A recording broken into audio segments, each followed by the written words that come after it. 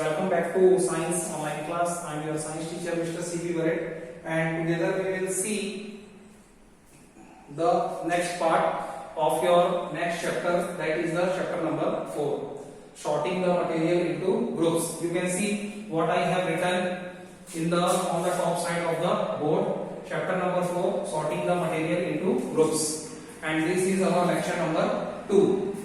एक लेक्चर इसका मैं ले चुका हूं, उसमें मैंने आपको बताया ऑब्जेक्ट्स से रिलेटेड, है ना, और उसकी जो बेसिक बातें हैं बेटा उसको हम लोग फिर से रिपीट करते हैं। जो बेसिक चीजें थी वो ये थी कि all the objects around us they all have been made by the materials. Hindi में बात करें तो जितने भी वस्तुएं होती हैं, जितने भी चीजें होती हैं जिनको हम अपने आसपास देख सकते हैं, सभी objects either they are living either they are non living, चाहे वो लिविंग थिंग्स हो चाहे वो नॉन लिविंग थिंग्स हो, all the objects they have been made by the materials.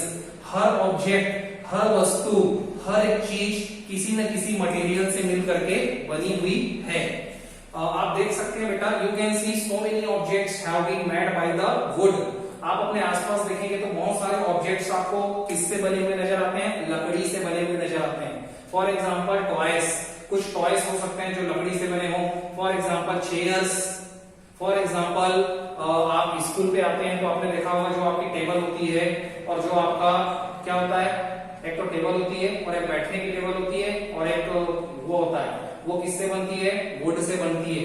For example अलमीरा, जो अलमारी होती है वुड से बनती है। फॉर एग्जाम्पल डोर्स, आपके जो दरवाजे होते हैं वो भी वुड से बने हुए होते हैं। For example your bed, your sofa set, sofa set हो गया, बेड हो गया, और भी कोई ऑफिस वाला टेबल हो गया या टी टेबल हो गया या फिर ड्रेसिंग टेबल हो गया। ऐसी बहुत सारी चीजें किससे बनी हुई होती है? लकड़ियों से बनी हुई होती है, वुड से मिलकर के बनती है। तो वुड क्या है? एक मटेरियल है और इससे बहुत सारी वस्तुओं को बनाया जा सकता है। Right now I have given you multiple examples. मैंने आपको बहुत सारे एग्जांपल बता दिए, केवल किसके? लकड़ी के। इसी तरीके से there may be the different materials. Materials बहुत टाइप के हो सकते हैं। फॉर एग्जांपल दूसरा बात करते हैं अपन आयरन या कोई मेटल, है ना, तो उससे बहुत सारी चीजें बन सकती हैं। कोई भी मेटल हो, फॉर एग्जांपल एल्यूमिनियम हो, तो एल्यूमिनियम से पहले क्या बनता है बेटा? सबसे पहले तो तार भी बनाए जाते हैं, इलेक्ट्रिक वायर्स। इसके अलावा सेकंड पॉइंट में आते हैं यूटेंसिल्स, जितने भी बर्तन होते हैं वो एल्यूमिनियम से बने हुए आपने देखे होंगे। इसके अलावा एल्यूमिनियम से क्या होता है? बहुत सारे पार्ट्स किसके? शिप के, है ना, जो पानी का जहाज होता है उसके बहुत सारे पार्ट्स भी किससे बनते हैं? एल्यूमिनियम से बनते हैं। After that we will talk about the aeroplane. जो एरोप्लेन होता है उसके भी बहुत सारे पार्ट्स किससे बनते हैं? एल्यूमिनियम से बनाए जाते हैं। व्हाई? क्योंकि वो लाइट इन वेट होता है, हल्का होता है। सही बात है ना। If I talk about the iron, अगर मैं आयरन के बारे में बात करूं तो आयरन क्या है? एक धातु है, एक मेटल है और इससे भी बहुत सारी चीजों को बनाया जाता है। आपने देखा होगा आयरन की चेयर होती है ना। इसके अलावा आपने देखा होगा आयरन की टेबल भी हो सकती है, ठीक है। और आयरन से क्या बनते हैं? बहुत सारे, फॉर एग्जांपल फैन, फैन जो होता है, पंखा होता है, उसके कुछ पार्ट्स भी आयरन से बनाए जाते हैं। दूसरी बात अलमीरा, अलमीरा आपने देखा होगा, अलमारी, वो भी आयरन से मिलकर के बनी होती है। इसके अलावा जो फुट्स होते हैं, पाए, चाहे वो टेबल के हो चाहे वो स्टडी टेबल के हो, वो भी किससे बनाए जाते हैं? आयरन से बनाए जाते हैं। आयरन से और क्या बनता है बेटा? आयरन से सरिया भी बनता है ना। बहुत सारी मशीनों के पार्ट्स को भी किससे बनाया जाता है? आयरन से बनाया जाता है। So what is the iron here? Iron is a type of a material. Iron एक मटेरियल का टाइप है and by using such kind of the material, by using of the iron we can make so many different objects. बहुत सारी वस्तुओं को बनाया जा सकता है। इससे दो बातें क्लियर होती हैं। कौन कौन सी हैं वो दो बातें? पहली बात तो ये कि one material can be used for making the thousands of the objects. Again I am repeating my sentence. One material can be used to make the thousands of the objects. एक ही मटेरियल का use बहुत सारी objects को बनाने में, thousands of the multiple objects को बनाने के लिए किया जा सकता है। एक बात तो ये क्लियर होती है। दूसरी बात ये कि two different objects can be also made by the same material. एक ही मटेरियल से बहुत सारी चीजों को बनाया जा सकता है, ये बात तो समझ में आ गई। और ये भी बात समझ में आती है कि one particular object can be also made by the two different material. one particular object can be also made by the two different materials. अब इसको हिंदी में समझते हैं कि एक ही ऑब्जेक्ट, इस बार हमने ऑब्जेक्ट को फिक्स कर दिया, एक ही ऑब्जेक्ट दो अलग अलग मटेरियल से भी बन सकता है. For example if I talk about chair, अगर मैंने चेयर के बारे में बात करी तो चेयर प्लास्टिक का भी हो सकता है, तो यहाँ पे मटेरियल क्या होता है, प्लास्टिक. चेयर जो होता है वो वुड का भी हो सकता है, लकड़ी का भी हो सकता है, यहाँ पे मटेरियल क्या हो गया, वुड. वही चेयर आयरन का भी हो सकता है, यहाँ पे मटेरियल क्या हो गया, आयरन. तो एक ही ऑब्जेक्ट था, वो ऑब्जेक्ट मैंने सेलेक्ट कर लिया चेयर, तीन अलग अलग मटेरियल को सेलेक्ट कर लिया. एक ही चेयर प्लास्टिक से भी बना हुआ हो सकता है, either it may be made of the iron, iron से भी मिलकर के बना हुआ हो सकता है, either it could be made by the would, और ये लकड़ी का भी हो सकता है. मतलब एक ही ऑब्जेक्ट अलग अलग मटेरियल से भी बन सकता है, और अलग अलग एक ही मटेरियल से बहुत सारे ऑब्जेक्ट्स भी बन सकते हैं. तो दोनों बातें, दोनों कंक्लूजन के रूप में ये दो बातें हमारे सामने आ चुकी हैं. In my last lecture we have talked about the properties of the material. Last lecture में मैंने आपको properties of the material के बारे में थोड़ा सा डिस्क्रिप्शन दिया था, थोड़ा सा इंट्रोडक्शन बताया था, और उसमें हमने ये बात भी करी थी कि according to the properties of the material, properties of the material के हिसाब से we can group the objects. हम लोग जो ऑब्जेक्ट्स की ग्रुपिंग करना चाहते हैं, ग्रुप बनाना चाहते हैं, तो वो किस पे डिपेंड करता है बेटा, सम सिमिलर कैरेक्टरिस्टिक्स पे, उनकी कुछ खासियत पे. और वो जो सिमिलर नेचर की कैरेक्टरिस्टिक्स होती हैं, the same thing we are calling it here properties of the material. उसी बात को हम लोग मटेरियल की प्रॉपर्टी के नाम से जानते हैं. प्रॉपर्टी ही वो चीज होती है जिसके हिसाब से we can group some particular objects, particular एक ऑब्जेक्ट्स का ग्रुप बनाया जा सकता है. मान लो एक प्रॉपर्टी में बोलता हूं कलर, मान लो कुछ ऑब्जेक्ट्स ऐसे हैं जिनका कलर सेम है, तो उस पर्टिकुलर प्रॉपर्टी के हिसाब से उनको ग्रुप में डाला जा सकता है. Another example I will give you right now. Wait,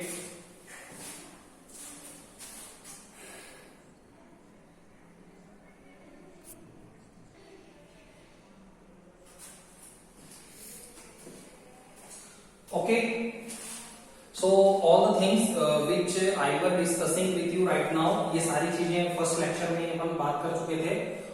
Still I was giving you the short summary whatever we have taught right now. ठीक है, जो भी चीज हम लोगों ने पढ़ रखा है या जो भी चीज हम लोगों ने डिस्कस किया हो उसके बारे में थोड़ा सा डिस्क्रिप्शन था. राइट नाउ सी, इस पर्टिकुलर लेक्चर में we have to talk about the properties of the material. हम लोगों को मटेरियल्स की प्रॉपर्टीज के बारे में बात करनी है कि आखिर वो प्रॉपर्टीज होती कौन कौन सी हैं, कौन कौन सी ऐसी प्रॉपर्टीज हैं जिनके हिसाब से हम लोग किसी ऑब्जेक्ट्स को क्लासिफाई कर सकते हैं और उसके हिसाब से उसका ग्रुप बन सकता है. बेटा इस पर्टिकुलर चैप्टर का पूरा बेसिक कॉन्सेप्ट ही है क्या, ग्रुपिंग. ठीक है, ग्रुपिंग मतलब समूह बनाना, ठीक है, ग्रुप बनाना. और ग्रुप बनाने के लिए आप सभी को मालूम है कि कुछ न कुछ प्रॉपर्टीज की जरूरत होती है. For example I want to give you the simple example. मैं आपको एक ऐसा एग्जाम्पल देने वाला हूं. For example you are going to the supermarket. अगर आप सुपर मार्केट में जाते हैं, सो यू हैव सीन जो कपड़े का कॉलम होता है. For example if you want to purchase the jeans only, jeans और टी शर्ट्स, सो जीन्स और टी शर्ट्स के लिए एक अलग ही कॉलम होता है. उस पर्टिकुलर कॉलम में जाने के बाद आपको एवरी साइज के, एवरी मटेरियल के टी शर्ट्स मिलते चले जाएंगे. Same like that if you want to purchase the jeans for a particular variety, तो आपको जीन्स की जितनी भी वैरायटी मिलेगी वो पर्टिकुलर एक कॉलम में मिलेगी. सेकेंड पॉइंट, अगर आपको इटेबल्स खरीदना है, अगर आपको ग्रोसरी खरीदना है, ग्रोसरी से रिलेटेड कोई सामान खरीदना है, कोई सीरियल्स अनाज खरीदना है, आपको वेजिटेबल ऑयल खरीदना है या आपको सोप खरीदना है, तो उसके लिए आपको दूसरे रूम पे जाना पड़ेगा. और उस रूम में भी इतना प्रॉपर डिस्ट्रीब्यूशन होता है.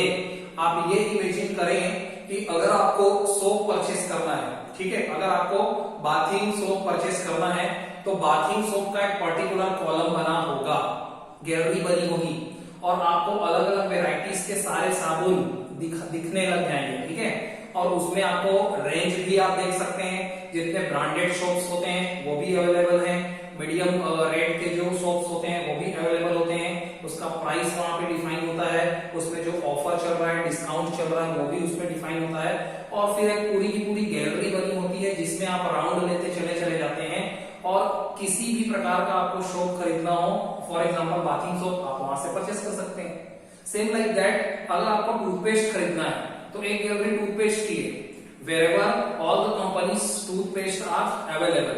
Same like that, if you want to purchase cereals, अगर आपको अनाज खरीदना है, suppose you want to purchase rice, तो राइस के जितने भी ब्रांड होते हैं, जितने भी प्रकार के ब्रांड होते हैं, बासमती राइस में भी जितने भी प्रकार की वैरायटीज होंगी, that is available at a particular place. वो सारी की सारी चीजें एक ही जगह उपलब्ध हैं ताकि आपको कोई दिक्कत ना हो। ठीक है, अगर आपको वेजिटेबल ऑयल परचेस करना है तो उसकी एक गैलरी अलग है, वहां पे आपको जितने भी डिफरेंट ब्रांड्स होते हैं उसमें भी आपको सोयाबीन ऑयल परचेस करना है, ऑलिव ऑयल परचेस करना है, आपको ग्राउंडनट ऑयल परचेस करना है, आपको मस्टर्ड ऑयल परचेस करना है, किस प्रकार का ऑयल। और for example you want to purchase the soybean oil, अगर आपको सोयाबीन ऑयल ही परचेस करना है तो उसमें भी ढेर कंपनी, आपको महाकोश परचेस करना है, आपको फॉर्च्यून परचेस करना है, आपको अंबुजा परचेस करना है, या आपको माधुरी परचेस करना है। तो जितने भी प्रकार की वैरायटीज होती हैं उसकी अलग अलग पैकिंग, 5 लीटर की पैकिंग अलग, 10-15 लीटर वाली पैकिंग अलग, और जितने भी पाउचेस होते हैं, ठीक है, 1 लीटर वाले वो अलग।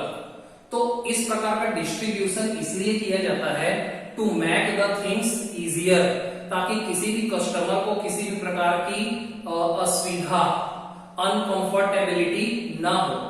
सुपरमार्केट में एंटर करते ही हमको मालूम होना चाहिए, for example you want to purchase the biscuits, अगर आपको बिस्किट्स परचेस करना है, अगर आपको स्नैक्स परचेस करना है तो उसका कॉलम होता है, हम पर्टिकुलर उस कॉलम पे जाते हैं और वो बिस्किट्स, जो भी प्रकार का बिस्किट अपने को चाहिए होता है वहां से अपन अवेलेबल हो जाता है। ठीक है ना। इसी तरीके से एक छोटे से छोटे दुकान में भी आपने देखा होगा, शॉप्स में भी अगर आप जाते होंगे तो आपको मालूम होगा कि किसी भी शॉप कोई सी भी हो सकती है बेटा, क्लॉथ है ना, किसी कपड़े की दुकान हो सकती है, या किसी किराने की दुकान हो सकती है, ग्रोसरी शॉप हो सकता है। आपने देखा होगा कि साबुन का एक कॉलम बना होता है, आपने देखा होगा कि तेल का एक कॉलम बना होता है, जितने भी प्रकार के शैम्पू होते हैं है ना, वो अलग एक कॉर्नर पे डले हुए होते हैं, जितने प्रकार के डीओ होते हैं वो अलग एक कॉर्नर में डले होते हैं। तो इस तरीके से कॉलम वाइज सेपरेशन होता है, ताकि शॉपकीपर को मालूम है कि किसी ने किसी चीज की डिमांड करी तो उसको कहां जाना है, किसी ने टूथपेस्ट मांगा उसको कहां जाना है, किसी ने आयोडेक्स की डिमांड करी उसको कहां पे जाना है, किसी ने सोप के बारे में डिमांड करी उसको कहां पे जाना है, किसी को कॉफी चाहिए, बिस्किट्स चाहिए, जितने भी अलग अलग प्रकार के ढेर सामान अपने को चाहिए होते हैं, शॉपकीपर को चुटकी में है ना, शॉपकीपर को मिनट्स लगते हैं, केवल 1 मिनट में उसको पता चल जाता है कि मेरे को कहां पे मूव करना है, क्या लाना है। जो चीज होती है नहीं होती है उसका पूरा डिस्क्रिप्शन उसके पास होता है, वो आपको मुंह पे बोल देता है कि बेटा ये नहीं है तो है, नहीं है तो नहीं है, कितने किलो वाला है वो भी बता देता है, पैकेट्स में करके आपके सामने रख देता है। ठीक है, तो ये डिस्ट्रीब्यूशन बहुत ही ज्यादा जरूरी होता है for making the things easier, and that's why we are studying this. अब we have to talk about the properties of the material. So first property I have written in the board in front of you, that is the hardness. मैंने क्या लिखा है? Hardness. बेटा what is the meaning of hardness? Hardness मतलब होता है कठोरता। What is the meaning of hardness here? कठोरता। ठीक है, there are so many objects around us which we touch, बहुत सारी ऑब्जेक्ट्स अपने आसपास में होती है which we can touch by our hand, जिसको हम लोग अपने हाथों से टच कर सकते हैं, एंड वी कैन फील, हम लोग ये इस बात की तस्दीक कर सकते हैं, हम लोग अनुभव कर सकते हैं, महसूस कर सकते हैं, either it is hard either it is soft, वो कोई पर्टिकुलर ऑब्जेक्ट हार्ड है, कठोर है, आइदर इट इज सॉफ्ट, या वो नरम है, मुलायम है, इस बात की तस्दीक हम लोग कर पाते हैं। कैसे? उसको कंप्रेस करके, उसको हम लोग दबा करके देखते हैं बेटा, कंप्रेस करके देखते हैं, अगर वो अपने हाथों से दब जाता है तो हम बोलते हैं कि ये तो कंप्रेसिबल नेचर का है, इसको तो आसानी से दबाया जा सकता है, means it is soft by nature. ये पर्टिकुलर ऑब्जेक्ट क्या कहलाएगा? सॉफ्ट ऑब्जेक्ट कहलाएगा। And anything which we are not able to compress, जिसको हम लोग दबा नहीं सकते हैं by our hand, so what we call, we tell that this particular object is hard by nature. ये पर्टिकुलर ऑब्जेक्ट क्या है? हार्ड है, कठोर है।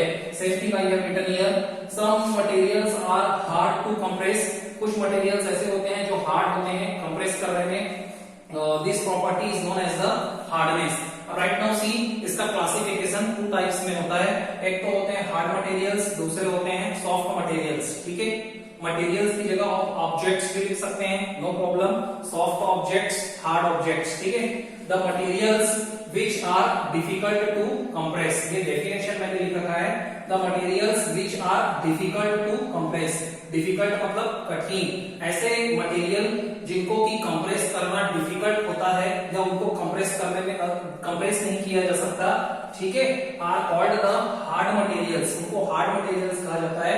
Example, so many example you have, आपके पास भी बहुत सारे एग्जांपल्स होंगे, मैंने कुछ इजी एग्जांपल्स यहाँ पे लिख रखे हैं दैट यू कैन सी। सबसे पहले तो पत्थर, पत्थर बहुत कठोर होता है ना, स्टोन। दूसरे नंबर पे ब्रिक, ईंट। तीसरे नंबर पे वुड, लकड़ी। चौथे नंबर पे आयरन, आयरन से बनी हुई कोई भी वस्तु सब हार्ड होते हैं, मेटल से बनी हुई कोई भी वस्तु। सेकंड में नेक्स्ट मैंने क्या लिखा, कॉपर, कॉपर भी हार्ड, जितने भी मेटल्स होते हैं, चाहे वो गोल्ड हो, चाहे वो सिल्वर हो, चाहे वो कॉपर हो, चाहे वो एल्यूमिनियम हो, चाहे वो आयरन हो, सभी क्या होते हैं, हार्ड। मेटल्स की एक ही प्रॉपर्टी है, they are hard by nature. Second, soft material, the materials which are easy to compress, the materials which are easy to compress, ऐसा कोई भी material which are easy to compress, जिसको कि compress करना बहुत ही आसान काम हो, जिसको हम लोग बहुत आसानी से कंप्रेस कर सकते हैं और उसके शेप और साइज को थोड़ी देर के लिए चेंज कर सकते हैं। So such kind of the materials, such kind of the objects, these are called soft materials. These are called soft materials. ऐसे ही materials को soft materials कहा जाता है। Examples you can see, flower petals. Flower petals मतलब फूलों की पंखुड़ियां। Have you seen the rose petals? आपने रोज के petals को देखा होगा, कितना soft होता है, कितना मुलायम होता है ना। Second you can see foam. Foam means होता है वो गद्दे जैसा होता है ना बेटा, that we call it foam.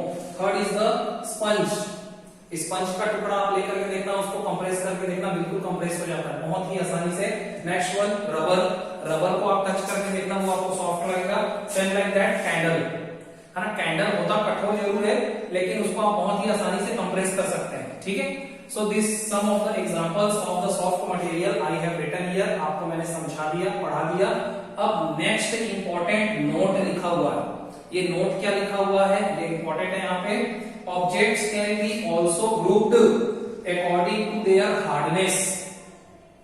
Objects can be also grouped, objects को ग्रुप किया जा सकता है, उनकी ग्रुपिंग की जा सकती है, उनका समूह फॉर्मेशन किया जा सकता है अकॉर्डिंग टू देयर हार्डनेस, उनके हार्डनेस वाली प्रॉपर्टी के हिसाब से।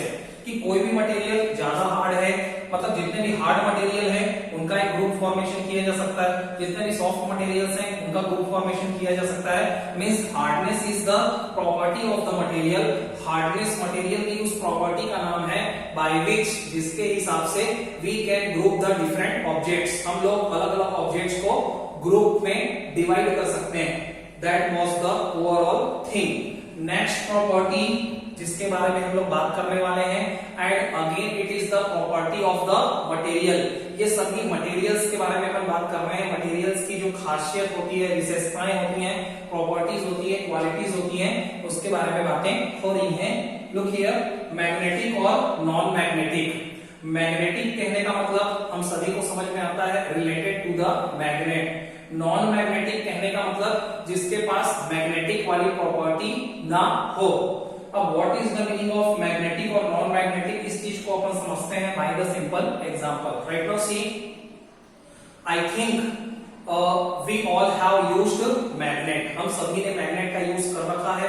Yes, what happens when we bring magnet to any of the objects which are made by the iron. आपने देखा होगा मैग्नेट को किसी आयरन ऑब्जेक्ट्स के पास ले जाते ही क्या होता है, all the objects which are made by the iron, or you can say iron objects, जितने भी आयरन ऑब्जेक्ट्स होते हैं, निकेल से बने हुए ऑब्जेक्ट्स होते हैं और कोबाल्ट से बने हुए ऑब्जेक्ट्स होते हैं, ठीक है। ये सभी ऑब्जेक्ट्स क्या होते हैं बेटा, they are always attracted towards the magnet. These all objects, these are always attracted towards the magnet। ये सभी ऑब्जेक्ट्स मैग्नेट की तरफ अट्रैक्ट होते हैं, ठीक है, और मैग्नेट से चिपक जाते हैं, स्टिक हो जाते हैं, और फिर हमको हाथों से उसको निकालना पड़ता है, ठीक है। और ऐसा तब होता है when we bring magnet close to those objects, ऐसा तभी होता है जब हम लोग उस मैग्नेट को उन सारे ऑब्जेक्ट्स के पास ले जाते हैं। दूर से ऐसा नहीं होता है, एक पर्टिकुलर रेंज होती है, दूर से ऐसा नहीं है कि वो खींच करके चिपका लेता है, लेकिन जब वो बहुत ज्यादा क्लोज पे जाता है तो अपने आप ही वो ऑब्जेक्ट्स जो होते हैं they are attracted towards the magnet. तो ऐसे सभी ऑब्जेक्ट्स जो कि मैग्नेट की तरफ अट्रैक्ट होते हैं उनको मैग्नेटिक ऑब्जेक्ट्स कहा जाता है। और ऐसे बहुत सारे ऑब्जेक्ट्स होते हैं जो मैग्नेट की तरफ कभी भी अट्रैक्ट नहीं होते हैं। अगर मैग्नेट को आप उनसे चिपका भी देंगे फिर भी वो सेपरेट सेपरेट होते हैं, अलग अलग होते हैं। तो ऐसे ऑब्जेक्ट्स जो कि मैग्नेट की तरफ अट्रैक्ट नहीं होते हैं या जिनके पास वो प्रॉपर्टी नहीं होती जिसके हिसाब से मैग्नेट उनको अपनी तरफ अट्रैक्ट करे, this all the objects are called non magnetic objects. उनको नॉन मैग्नेटिक ऑब्जेक्ट्स कहा जाता है। अब right now see what I have written, definition देखते हैं। Magnetic objects, the objects which are attracted towards the magnet. बहुत easy सा definition है। The objects which are attracted towards the magnet, ऐसा कोई भी ऑब्जेक्ट जो कि मैग्नेट की तरफ अट्रैक्ट होता हो आर कॉल्ड मैग्नेटिक ऑब्जेक्ट्स, उसी को मैग्नेटिक ऑब्जेक्ट्स कहा जाता है। Example you can see all the objects made of iron, all the objects made of iron. Iron से बना हुआ हर ऑब्जेक्ट इसका एग्जांपल हो सकता है। स्क्रू, जो स्क्रू होते हैं, नट बोल्ट्स होते हैं, नेल्स होते हैं, आयरन की नेल, ठीक है, कीले, इसके अलावा ब्लेड्स, ठीक है, ब्लेड भी जो होता है वो आयरन की तरफ अट्रैक्ट होता है। राइट नाउ सी, इसी में मैं नॉन मैग्नेटिक ऑब्जेक्ट्स का भी लिखता हूं। Wait, suppose you have to write down the definition of the non magnetic objects. So what will you write down? Non magnetic objects का कैसे लिखेंगे बेटा?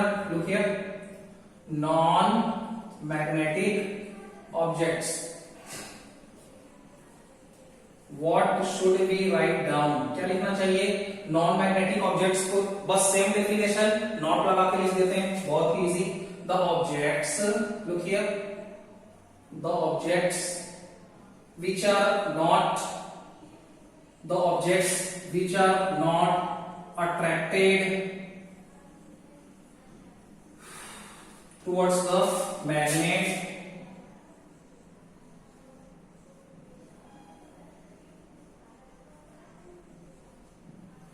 are called non-magnetic objects. The objects which are not attracted towards the magnet. बहुत ही easy सा definition है। कोई भी ऐसा ऑब्जेक्ट जो कि कभी भी मैग्नेट की तरफ, चुंबक की तरफ अट्रैक्ट नहीं होता किसी भी सेंस में, these are called non magnetic. उसको हम लोग बोल सकते हैं कि ये नॉन मैग्नेटिक है, ठीक है, इसके पास चुंबक वाला जो प्रॉपर्टी होता है नहीं है। Example you can C plastic objects, plastic objects, plastic से बना हुआ कोई भी ऑब्जेक्ट क्या मैग्नेट की तरफ अट्रैक्ट होता है? Never. Next, glass objects, glass से बना हुआ कोई भी ऑब्जेक्ट क्या मैग्नेट की तरफ अट्रैक्ट होगा? नेवर। इसी तरीके से केवल आयरन के ऑब्जेक्ट्स होते हैं। कॉपर, कॉपर से बना हुआ भी कोई ऑब्जेक्ट जो होता है ना वो मैग्नेट की तरफ अट्रैक्ट नहीं होता है। सो प्लास्टिक हो गया, ग्लास हो गया, कॉपर हो गया, एल्यूमिनियम हो गया, गोल्ड हो गया, सिल्वर हो गया, जितने भी दूसरे मेटल्स होते हैं, केवल 3 मेटल को मैग्नेटिक माना गया है। ये आप हायर क्लास में पढ़ेंगे। वो 3 मेटल्स होते हैं, एक तो होता है निकिल, दूसरा होता है कोबाल्ट और तीसरा होता है बेटा iron. These 3 metals are the best examples of the magnetic materials, ठीक है। और इन्हीं से बने हुए सारे objects they are always attracted towards the magnet। अब यहाँ पे इंपॉर्टेंट बात ये आती है कि all the objects, जो मैंने हार्डनेस के टाइम पे लिखा था वही बात लिखा हूं, all the objects can be also grouped, all the objects can be also grouped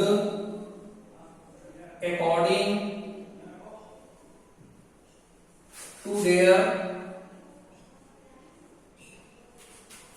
to their magnetic property, ठीक है, according to their magnetic property। Magnetic property के हिसाब से भी ऑब्जेक्ट्स को ग्रुप किया जा सकता है। कैसे ग्रुप किया जा सकता है? मान लो मेरे पास 10 ऑब्जेक्ट्स दिए जाते हैं मेरे को, और मुझे बोला जाता है आपको 2 ग्रुप्स बनाना है, जितने मैग्नेटिक सब्सटेंस है उसको अलग करना है from the non magnetic substance. तो जितने भी आयरन के ऑब्जेक्ट्स होंगे उसको मैं सेपरेट आउट कर लूंगा, और मुझे पता चल जाएगा कि these are the magnetic objects, these are the non magnetic objects। और इसी तरीके की एक्टिविटी आपके बुक में गिवन है, उसमें आपको ये करना है बेटा कि you have to pick out some of the objects from your surrounding। आपको अपने आस पड़ोस से कम 10 या 15 चीजें कलेक्ट करनी है, ठीक है, जो आपके आसपास उपलब्ध है, ठीक है। एंड आफ्टर दैट आपको उसको 2 कॉलम्स बनाने हैं, एक तो बनाना है मैग्नेटिक, दूसरा बनाना है नॉन मैग्नेटिक, और उसको सेपरेट आउट करके बताना है कि this is the magnetic object, this is the non magnetic object. तो इस तरीके से टेबल बना करके उन चीजों के नाम पहले लिखने होंगे आपको, and after that 2 more columns you have to make, one for the magnetic object, another for the non magnetic objects। और आपको सेपरेट आउट करना है, ये बताना है कि ये मैग्नेटिक ऑब्जेक्ट है, ये नॉन मैग्नेटिक ऑब्जेक्ट है, ठीक है। सो यहाँ पे लेक्चर फिनिश करते हैं, थोड़ा लेंथी हो रहा है, और नेक्स्ट प्रॉपर्टी के बारे में we will talk about in the next lecture. Till then all the best, thank you so much.